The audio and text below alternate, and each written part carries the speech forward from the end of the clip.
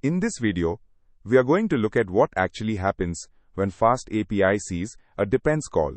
We will trace the full journey from the moment a request arrives through dependency resolution and into your root function, so you understand not just how to use depends, but why it behaves the way it does.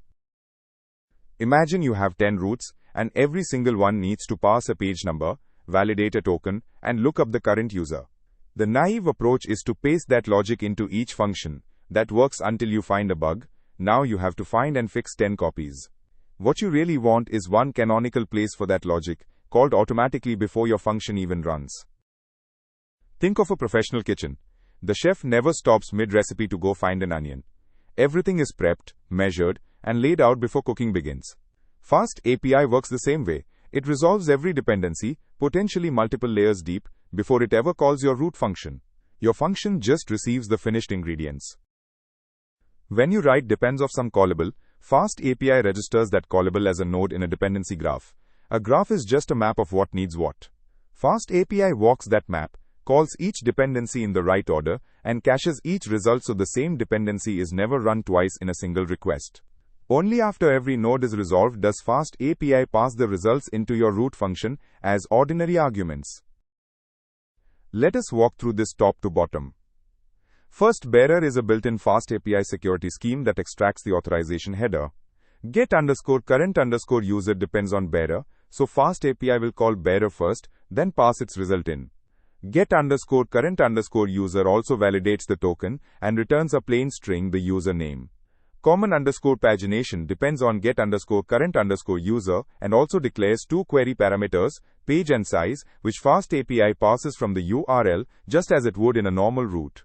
Finally, the route list_items declares depends of common_pagination. When a request arrives, FastAPI sees that graph, calls bearer, feeds its result into get_current_user, feeds that result along with the query params into common_pagination, and only then calls list_items with the finished dictionary. Your route function does zero setup work.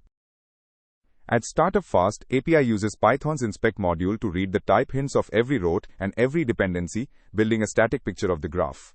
When a real request arrives, it does a depth-first traversal, it goes as deep as needed, resolves the innermost dependencies first, then works back up. Crucially, if two different dependencies both depend on the same callable, FastAPI calls it once and reuses the cached result.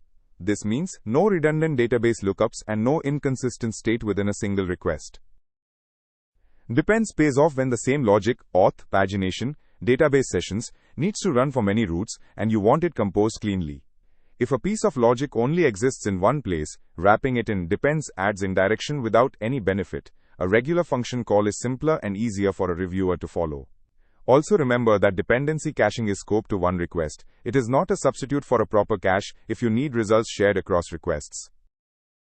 To recap, FastAPI maps out the full dependency graph before any request arrives, then on each request it resolves that graph depth first, caching each result so nothing runs twice. Dependencies are first-class citizens. They can read URL parameters and raise HTTP exceptions. Understanding this resolution order is what lets you compose auth, validation, and database logic cleanly without ever worrying about the wiring inside your route functions.